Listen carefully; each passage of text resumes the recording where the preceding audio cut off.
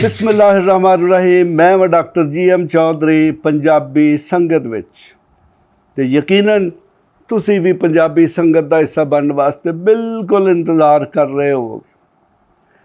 जनाब अजकल चूँकि मैं उस्ताद दामन ते गल कर रहे हैं, अजकल खास तौर पर पाकिस्तान दे विच जिस किस्म के हालात पाए जाते हैं, अजे 2-3 दिन पहले तुसी देखिया कि बंगलादेश जिहड़ा उत्थे एक लोगों ने पढ़ाकू जिहड़े ने तालिब इलम जिहड़े ने उन्हें एक इनकलाब बरपा करता, यानी कि बड़ी ताकतवर बड़ी जालिम किस्म की हसीना शेख की हुकूमत नूं बदल दिता। तो पाकिस्तान दे विच जो भी हालात ने मैं उन्हां ते तबसरा नहीं करांगा, क्योंकि अगर मैं उन्हां ते तबसरा करांगा तो फिर यकीनन कोई पार्टी मैनूं ये कहेगी जी कि मैं उन्हां दे मुखालफ हाँ, और ये भी कहेंगे जी कि मैं फलां पार्टी के हक च हाँ, या मैं फलां गवर्नमेंट का जिहड़ा अदारा है मैं उहदी हमायत कर रहा तो फलां की मुखालफत कर रहा। तो मैं जनाब तुहानूं उस्ताद तुहाडे सामने उस्ताद दामन की एक लंबी नज़म पेश करांगा जिहदे च कम अज़ कम उन्हें एक ऐसी गल कही जिहड़ी पाकिस्तान की सियासत दे विच कम अज़ कम गुज़श्ता 50 साल तो मुश्तरक आ रही। जनाब ये बड़ी दिलचस्प नज़म है।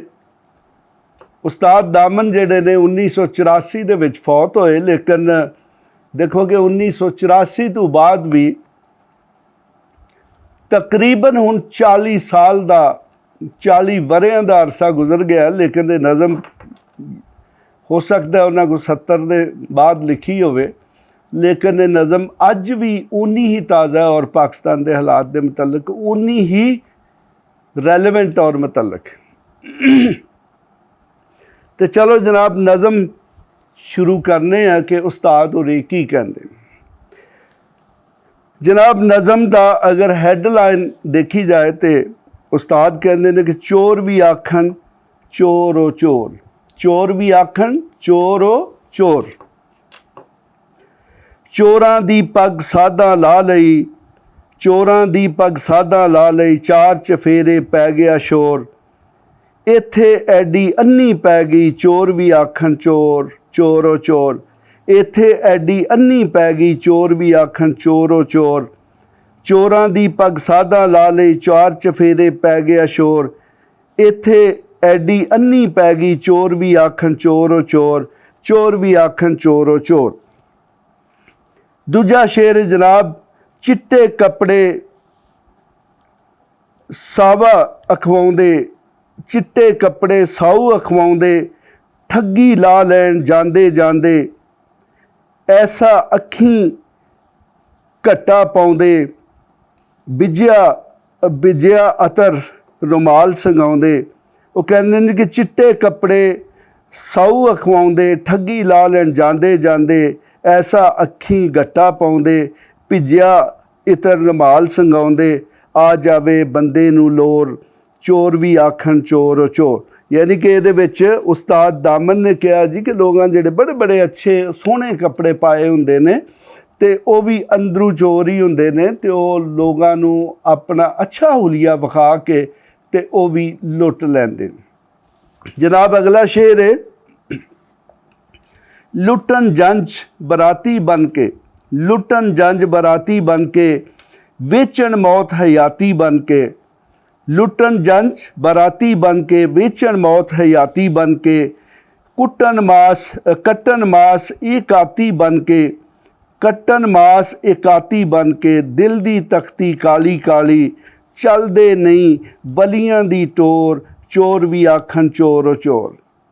दोबारा पढ़ना कि लुटन जंज बराती बन के, वेचन मौत हयाती बन के, कट्टन मास एकाती बन के, दिल दी तख्ती काली काली, चलदे नैन चलदे नहीं वलियां दी टोर, चोर भी आखन चोर ओ चोर। यानी कि उन्हें कहा जी इत्थे ते बराती बन के जंज भी लुट लैंदे ने, इत्थे डॉक्टर बन के मरीज़ां नूं भी मौत दे ਕਿਨਾਰੇ ਪਹੁੰਚਾ ਦਿੰਦੇ ਨੇ ਅਤੇ ਲੋਕਾਂ ਦੀ ਖੱਲ ਵੀ ਉਧੇੜ ਦਿੰਦੇ ਨੇ। ਇਹਨਾਂ ਦੀ ਦਿਲ ਦੀ ਤਖਤੀ ਕਾਲੀ ਏ ਅਤੇ ਉਹ ਕਹਿੰਦਾ ਇਹ ਕੋਈ ਵਲੀਆਂ ਦੀ ਟੋਰ ਨਹੀਂ ਚੱਲਦੇ, ਇਹਨਾਂ 'ਚ ਕੋਈ ਵਲੀਆਂ ਵਾਲੀ ਗੱਲ ਨਹੀਂ।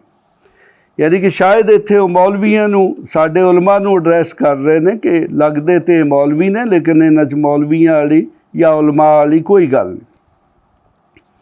ਅੱਗੇ ਜਨਾਬ ਅਗਲਾ ਸ਼ੇਰ ਹੈ ਕਿ ਫਾਵੇ ਹੋ ਗਏ ਪੜ੍ਹ ਪੜ੍ਹ ਮੁੰਡੇ, ਫਾਵੇ ਹੋ ਗਏ ਪੜ੍ਹ ਪੜ੍ਹ ਮੁੰਡੇ, ਕੁਝ ਬਣ ਗਏ ਨੇ ਚੋਰ ਤੇ ਗੁੰਡੇ।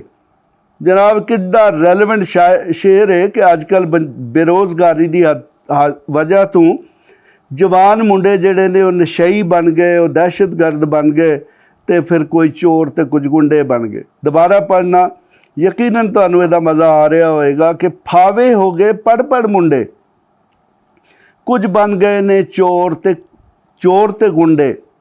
ਫਾਵੇ ਹੋ ਗਏ ਪੜ੍ਹ ਪੜ੍ਹ ਮੁੰਡੇ, ਕੁਝ ਬਣ ਗਏ ਨੇ ਚੋਰ ਤੇ ਗੁੰਡੇ। ਕਈ ਭੁੱਖਾਂ ਨੇ ਆਨ ਨੈਣ ਫੁੰਡੇ, ਕਈ ਭੁੱਖਾਂ ਨੇ ਆਨ ਨੈਣ ਫੁੰਡੇ। ਕਈ ਪਏ ਵੇਲੇ ਫਿਰਨ ਲਟੋਰ, ਚੋਰ ਵੀ ਆਖਣ ਚੋਰ ਚੋਰ। ਫਾਵੇ ਹੋ ਫਿਰ ਪੜ੍ਹਨਾ ਜਨਾਬ, ਫਾਵੇ ਹੋ ਗਏ ਪੜ੍ਹ ਪੜ੍ਹ ਮੁੰਡੇ, ਕੁਝ ਬਣ ਗਏ ਨੇ ਚੋਰ ਤੇ ਗੁੰਡੇ।